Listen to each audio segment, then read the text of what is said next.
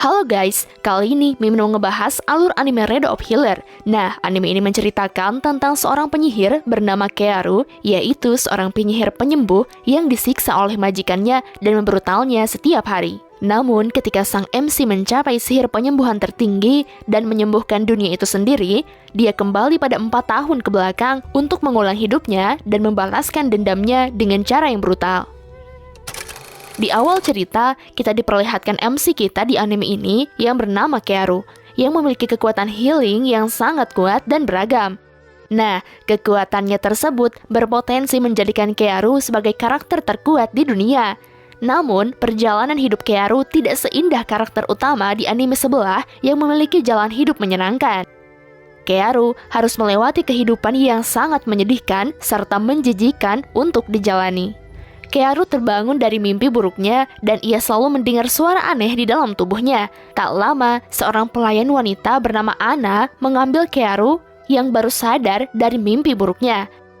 Ana mengetahui kalau Kearu bermimpi hal yang sama lagi. Kearu mengatakan kalau ia bermimpi tentang dirinya yang menjadi pahlawan dan sedang melawan Raja Iblis. Ana mempercayai kalau Kearu akan menjadi pahlawan di masa depan kelak. Kearu amat senang Ana selalu mendukungnya. Sang bocah akan mengingat kebaikannya dan akan membalaskannya suatu saat nanti. Saat Kearu hendak memetik buah, ia mendengar suara aneh dan mengatakan kalau ia memiliki mata dewa. Lalu sang bocah berjalan menuju hutan hingga matahari tenggelam. Setibanya di dalam hutan, Kearu melihat sebuah danau dan tiba-tiba seorang peri elf keluar menghampirinya. Lalu peri elf bertanya, mengapa Kearu berada di tempat itu? Kearu mengatakan ia mencari mata spirit yang bisa melihat segalanya.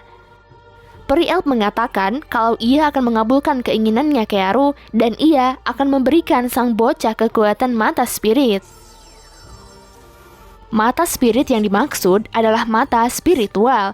Setelah mendapatkan kekuatan dari sang peri, Kearu baru teringat kejadian pada dirinya di masa lampau.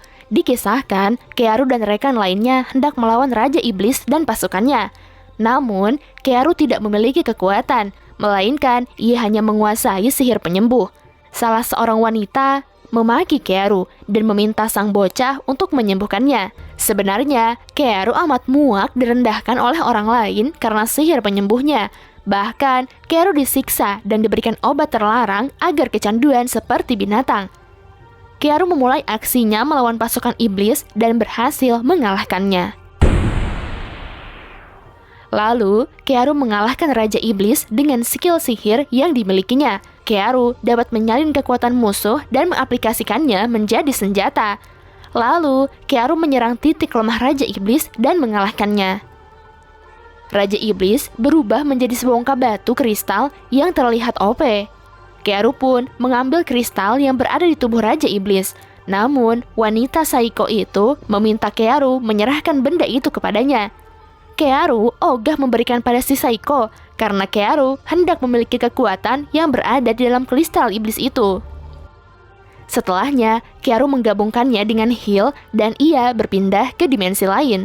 Kembali kepada Kearu yang berada di dalam hutan. Akhirnya, sang bocah mengingat kembali kenangan masa lalunya. Oleh sebab itu, balas dendam Kearu pun dimulai. Kearu mengatakan akan merenggut kebahagiaan gadis Saiko yang telah menyiksanya.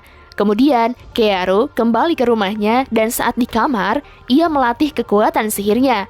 Kearu memakan obat-obatan herbal untuk menghentikan kecanduannya dan ternyata berhasil. Esok harinya, Kearu melihat sosok wanita yang familiar berada di desanya. Wanita itu bernama Flare Algrande Gioral, yang merupakan wanita yang sangat jahat dan mengerikan. Nantinya, Kearu akan menghapus ingatan Flare sehingga ia menjadi sangat penurut seperti istri dan budaknya. Kedatangan Flare hendak membawa Kearu ke istana karena ia adalah seorang pahlawan. Kearu memiliki tanda di lengannya sehingga membuatnya pantas bergabung dengan kerajaan. Lalu, Kearu pergi ke istana bersama dengan putri Flare. Awalnya, Flare amat ramah ketika berada di depan Kearu dan berlanjut seterusnya. Setibanya di istana, Kearu bertemu raja dan ia dianugerahi gelar pahlawan penyembuh. Raja mengatakan dalam beberapa bulan kesatria pedang kerajaan akan disembuhkan oleh Kearu. Sang bocah pun menuruti titah raja padanya. Kearu melihat dengan mata spirit kalau skill raja amat OP. Oleh karena itu, Kearu memiliki rencana penyerangan ketika raja berada di luar istana. Malam harinya, Kearu didatangi pelayan istana dan ia melakukan aksinya pada sang bocah. Kearu memiliki pengalaman baru saat berada di istana. Begitulah seterusnya berlanjut. Para pelayan istana gantian mengunjungi Kearu setiap harinya. Sekian episode kali ini, ditunggu episode kelanjutannya ya. Hatur nuhun.